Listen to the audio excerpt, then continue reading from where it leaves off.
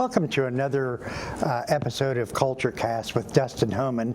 Dustin Homan is the project manager with the special 4-H programs at The Ohio State University.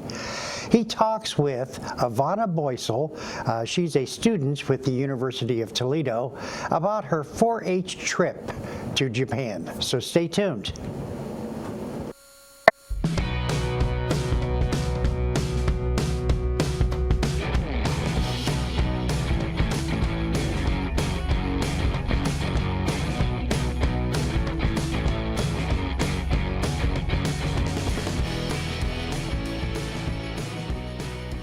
Welcome, Culture Cast viewers. My name is Dustin Homan. I'm a program manager with the 4-H Youth Development Program through Ohio State University Extension. Very excited to be joined today by a very special guest, Avonna Boysel, and we're going to be talking about her trip to the country of Japan. Before we get into her beautiful photos, Avonna, first of all, thank you very much for taking time to tell us about your trip and for joining us today. Tell the folks a little bit about you. Where did you grow up, and what are you doing right now? Thank you so much for having me. I was born and raised in Hilliard, Ohio, which is about 20 minutes from Columbus.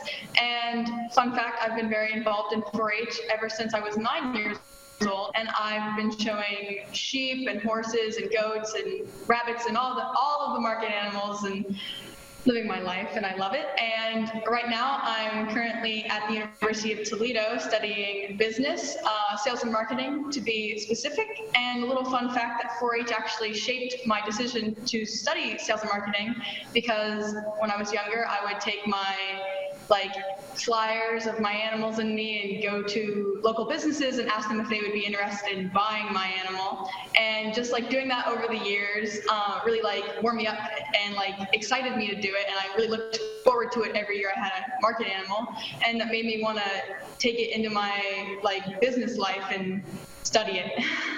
I appreciate you sharing that, Avonna.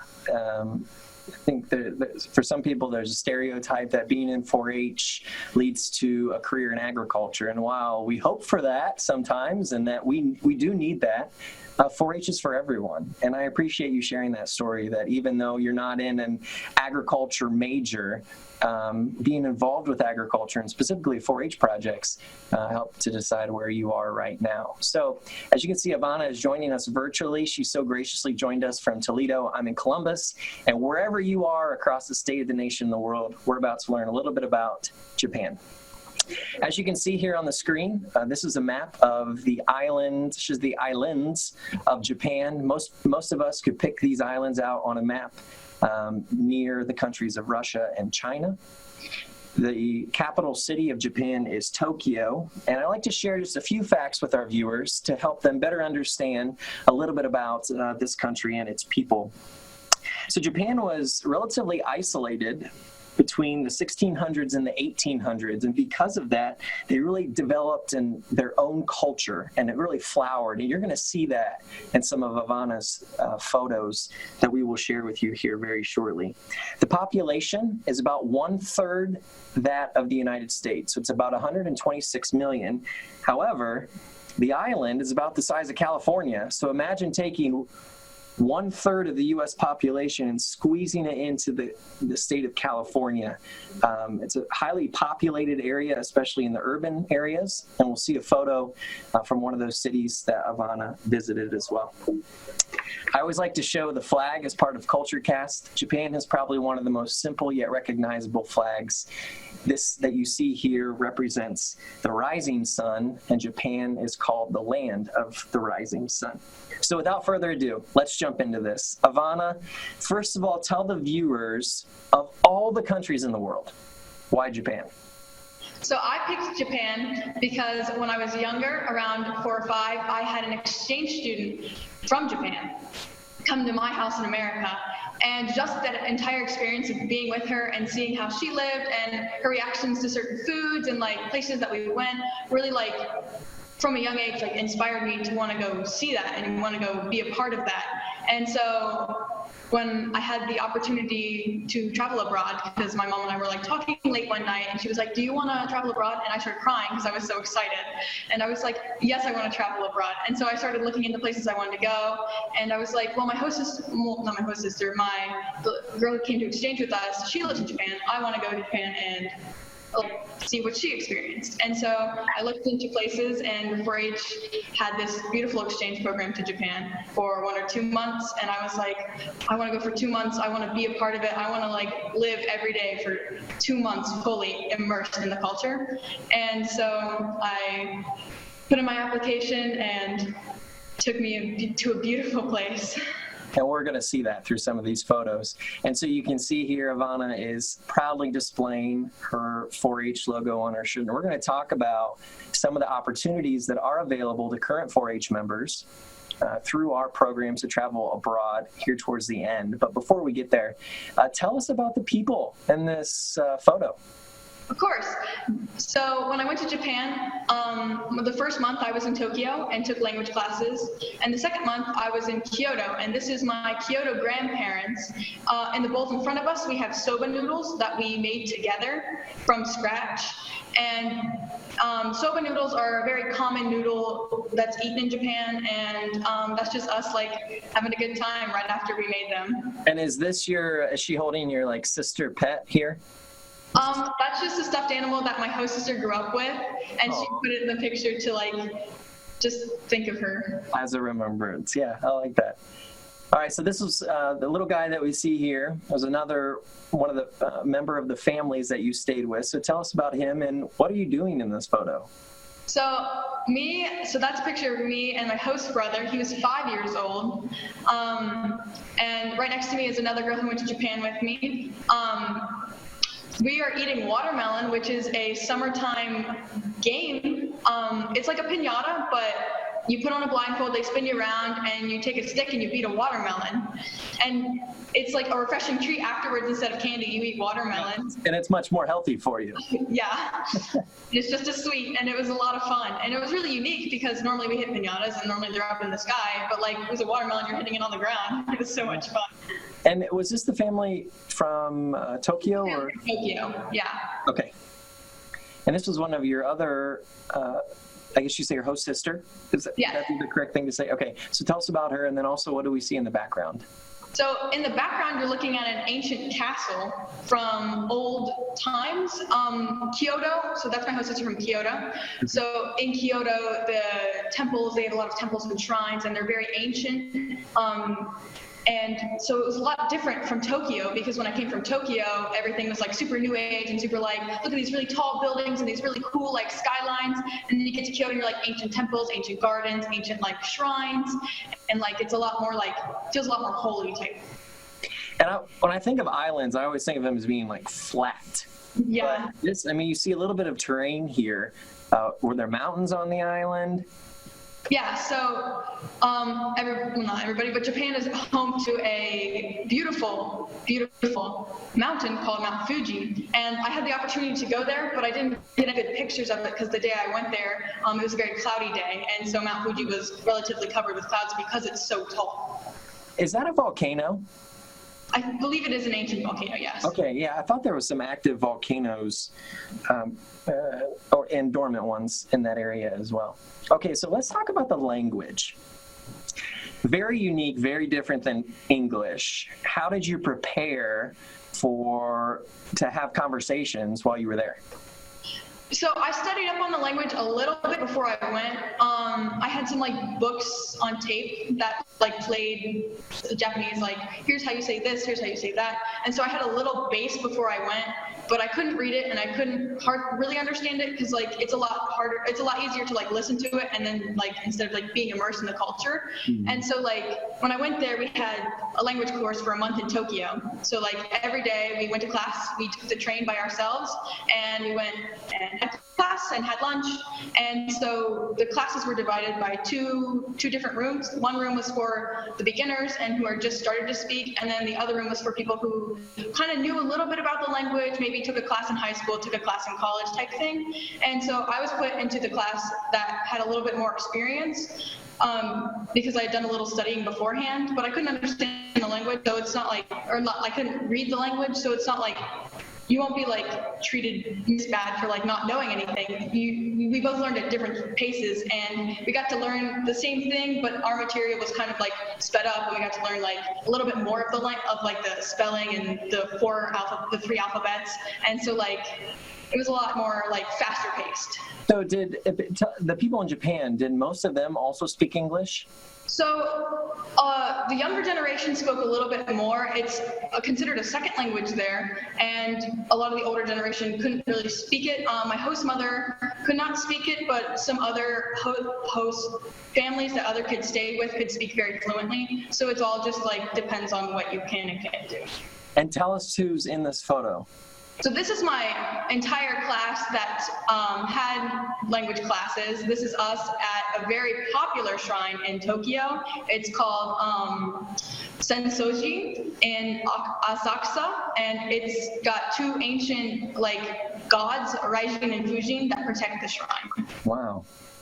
And from what I was reading, majority of the people there practice Shintoism and Buddhism. Does that sound correct from what you saw and experienced? Yes, most definitely. Okay. I'm going to put you on the spot here. Do you feel comfortable saying like, hello, my name is Avonna, how are you in Japanese?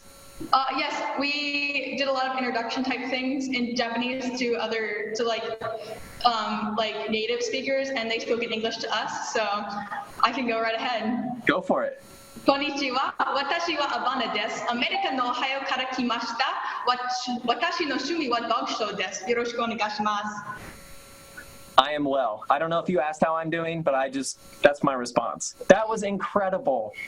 And that's that's what's just so amazing to me. It's so different than English. And I think, a lot of our schools study French and Spanish, and there's some common maybe spellings of words, so it's a little bit easier to learn that language. But I mean, this is just completely different, and so I applaud you. Thank you very much. That's incredible. Have you kept up with it since you've been back? I have a little bit. I can't say I've kept up with it super well, but when I came back from Japan, I was speaking it very fluently, and I would often get English words mixed up with Japanese words. Your brain just was in that kind of weird status, right? Where yeah, but I went in the summer of 2017, so it's been not quite a few years, but it's been 2 years, and like not keeping up with it as well as I should have has left me like a little bit behind. I called my host sister a few times, and sometimes it's been a little hard because I called her when I first came back, and I could hold a full conversation with her, and it was a great time. And I called her a few months ago, and it was a little rocky. So. Well, and it's hard too when you get back here, and it just. It's not a priority anymore. But I think you make a good point about the importance of immersing yourself in a culture if you want to learn a new language. It's a great way to be able to do that. I thoroughly recommend it. Let's get into some more of your photos. Tell us about what we see here. So this is called Inari. It's a very popular place in Kyoto. They have over 1,000 of these red little shrines. And like it's like a long hike of just like seeing like a bunch of shrines, or not shrines, but these little, I believe they're all called shrines. But you like hike through them, and like Japan in August is very hot, and so we were climbing all these stairs going up and down through like this huge maze of all these red shrines, and we were like fanning ourselves, and like we had like Japanese style fans, and we were like fanning ourselves hiking up these hills. It was wonderful. I mean, it was really sweaty, and it was like the experience was gorgeous. Was the temperature similar to Ohio in the summer? I would say a little bit hotter, but we've all experienced Ohio summers. It's hot.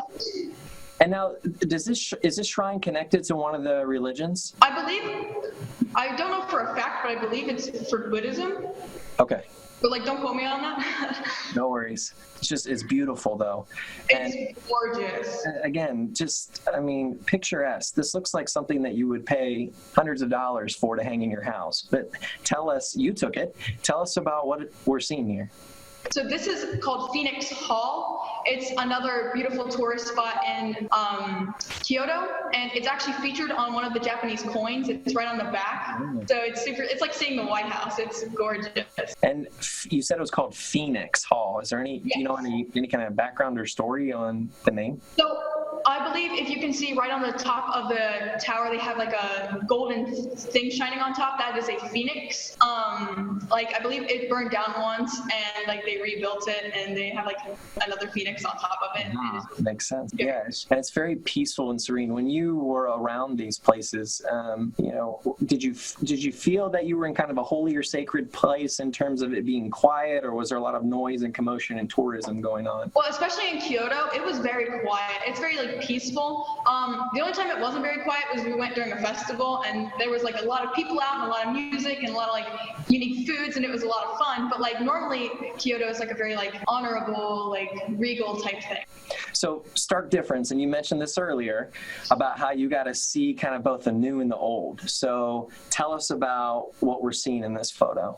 So you were looking at a Tokyo strip. This is just a place in Tokyo, and you can see all the high buildings and like all of the coffee, food, like karaoke is a big thing there, and you got to see all those places. And so in Tokyo, as soon as class were finished, we were allowed to go out and explore Tokyo.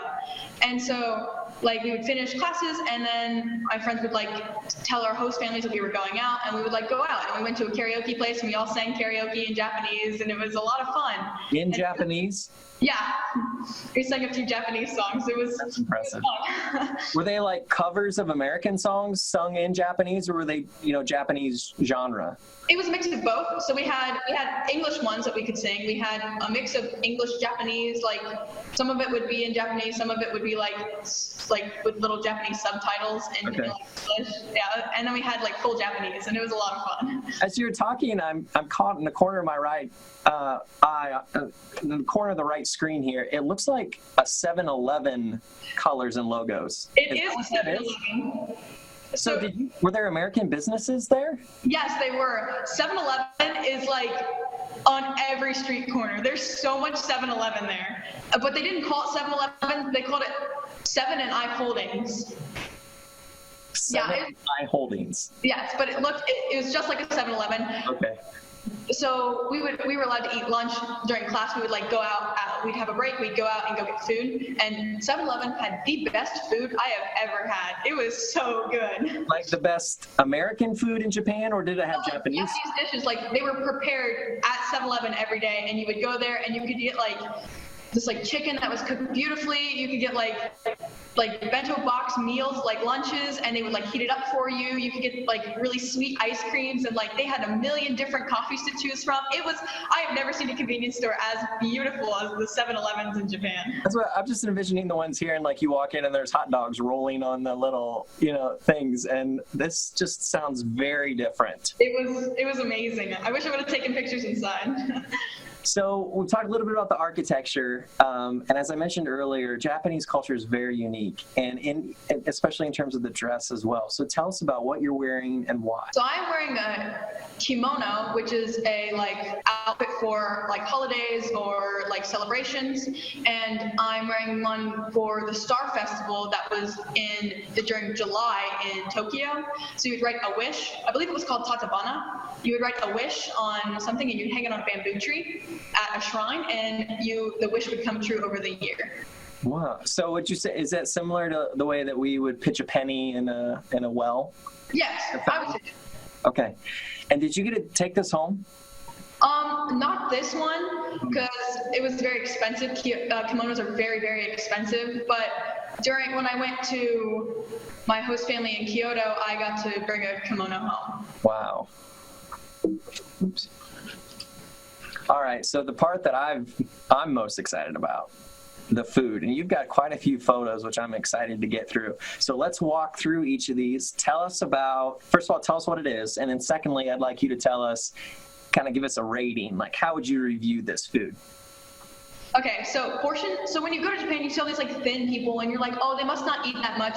They eat a ton of food. They eat a lot. I was surprised because I don't even eat that much in like America, and I went to Japan and I felt like expected to eat all this food. They would serve so much food at dinner. You'd have like appetizers, entrees. This bowl does not show how big it was. It was a very big bowl. And so what's in the bowl? So it's ramen noodles, or it's either ramen or yakisoba noodles, udon noodles, and they're very thin noodles or very thick noodles. I can't really tell in the picture, I believe it's ramen. But, and I believe they have like some pieces of egg, they have like pieces of like meat in there, and like ramen is very popular, or noodles in general are very popular in Japan, so I ate a lot of them. You better explain to our audience that these are not the same ramen noodles we buy, right? These are not like the broke college ramen noodles. These are the noodles that are like top of the line.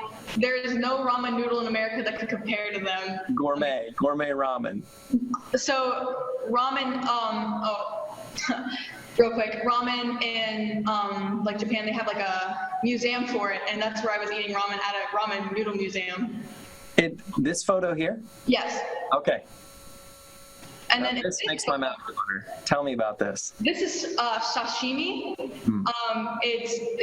So the white ones are scallops, and then I have salmon sashimi and tuna sashimi, and all over a bowl of rice. So that's a big bowl of rice, and then they have like raw fish on top.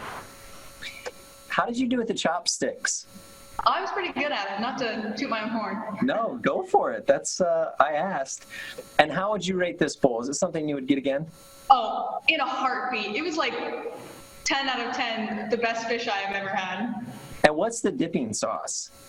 Soy sauce. Soy sauce, okay. All right, next one.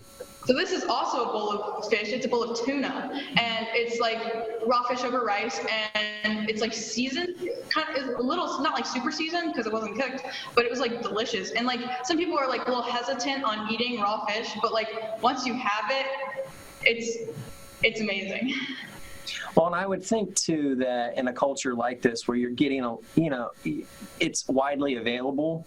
Yeah, when in Rome. Yeah, exactly. And you become a little bit more accustomed to it, right? Oh, yeah. Rather than here where you really got to go out of your way in the U.S. to find a dish like this. This is just everywhere.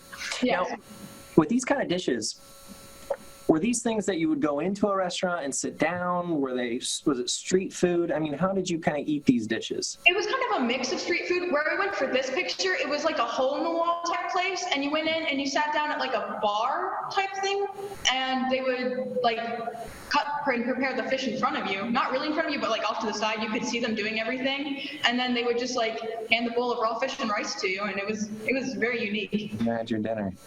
All right. This one's a little different than the other photos. Tell us what we see here. So these are actually, to the left, these are scallops. So like the white part in the center is the normal part of the scallop. The thing surrounding it is like the rest of the scallop. So they would eat the whole scallop.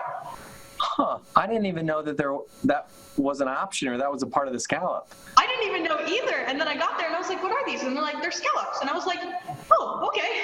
Fascinating. And like the rest of the scallop, that's like not actually the muscle. It was kind of like not saying the internal organs, but it was kind of like that. Okay. So it was a little unique to eat. And then to the left of it to the right of it is a shrimp in like breading. Tempura is what they call it. That's not the typical shrimp shape. No, it's very big. Interesting. And it's on a peanuts plate. That's the first thing I noticed. Yes, they were very obsessed with like... Oh, sorry. Sorry about that, viewers. It's almost like we needed to go to commercial break there, but the light sensors in my office went off. Anyway, continue, Avonna. They had like some American things were very popular in Japan, like peanuts and like very like old-timey American things were popular there. Interesting. So this is my favorite dish personally. I would rate this like 11 out of 10. It is so good. It's called Sukiyaki. And what's pictured in it is beef and tofu and mushrooms, a little bit of noodles and some like lettuce. And you would soak it in like a broth and you would have a separate bowl, and you'd put a raw egg in it, and you would take the stuff from that bowl and dip it in the raw, like swish around the raw egg and eat it. And did you taste that like raw egg taste? It added to it. I personally don't enjoy eggs, and so like when I had it, I was a little iffy. I was like, I don't really know if I'm supposed to eat this, but like I'm gonna try it anyways for the experience, and it blew my mind. It was so good. Yeah, it turned out to be one of your favorite dishes. I think it's is it Kobe beef? Yeah. Is the one that's from Japan, very popular. Did you eat some of that there? No, it's very expensive, so I did not get the luxury of eating that. All right, so moving from the finished product, we have two photos here that show some of the goods growing in the field. So tell us about what we see here. So right there is me posing with a whole hill of rice. So that's a bunch of like grown rice, and we just like parked our car off the side of the road. I was like, oh my God, look at all of this rice, and it smelled so good because it was like super, like people think it's like, oh, it's Japan, it's gonna be like kind of smoggy, but the sky, you can tell in the picture, the sky is beautiful, and like it smells gorgeous out, and it's so wonderful. That's so interesting. So what's on that hill is also rice. Yeah, all the way up the hill is just straight rice. Because when I saw the photo and you told me it was rice, I was assuming it was here in the foreground, the stuff that's on flat land. It looks like it's somewhat flooded, because that's how I thought all rice is grown, but I was not aware that it could be grown on the hill. So we have rice, and what are we looking at here? You're looking at tea. So we were in a place called Wazuka, which is like the most popular place to make tea. And like with the rice, it smelled divine. I rolled down my window, and like the smell of like fresh tea just like overpowered your senses, and it smelled so good. Are so, you a tea drinker? I am, but I became a tea drinker because I went to Japan, because they make a certain type of tea type thing called matcha tea. Mm-hmm. And it's not as popular in America, but I had it a lot in Japan, and it's sort of like a formal type drink, and like you make it yourself in a bowl, like you put like water and matcha powder and you like mix it, and like there's different types of it. And so when we were in Wazuka, we got to try many different types of matcha and green tea. When I think about like the British culture, there's, I think they call it high tea or high noon tea, something along the lines, where every day it's part of this culture of you drinking tea. Did you experience anything like that in Japan? So, like we would have tea at dinner sometimes. It wasn't like afternoon tea. Tea is for like, sometimes it's for like ceremonies, and sometimes it's for like leisure, but it wasn't like every single day type. Okay. Well, actually, to take that back, there's a tea they drink a lot, and it's called oolong tea, and that's the common tea. So it's one certain type of tea, instead of like, it's not really like green tea type matcha tea, it's like oolong tea is what they drink all the time. You're getting me very excited, because I've recently got into tea drinking, and so I'm learning about all these different teas like oolong and matcha and trying them, and I feel so cultured that they drink it in Japan, and now I'm drinking it here. Well, so, actually, go ahead. A super common thing is a bunch of vending machines in Japan. Like vending machines are everywhere, and oolong tea is something you can buy in a vending machine for like $1 in American currency. And is it prepackaged, or does it come out fresh? It's just like in a water bottle, and just like oolong tea. Okay.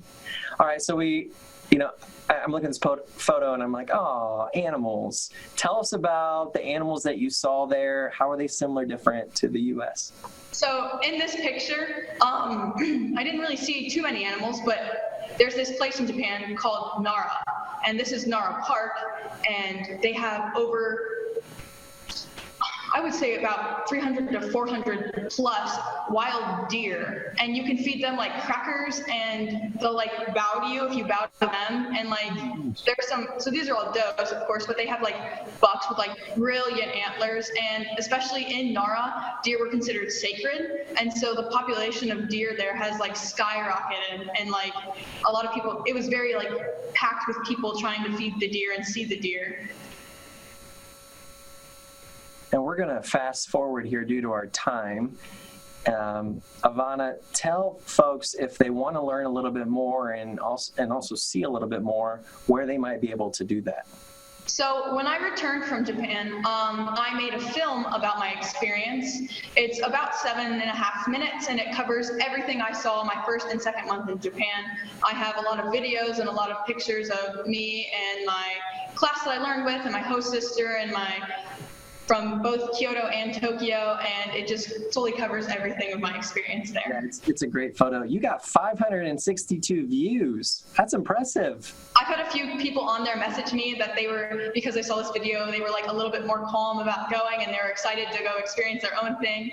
And it was very nice hearing other people's stories and knowing that I was like helping psych them up for the trip. Absolutely, but it also speaks to the power of why we do this through media and make this available. So as our time is winding down, Avonna, there's always one question that I ask everyone towards the end of our Culture Cast is tell our viewers, why should they visit Japan?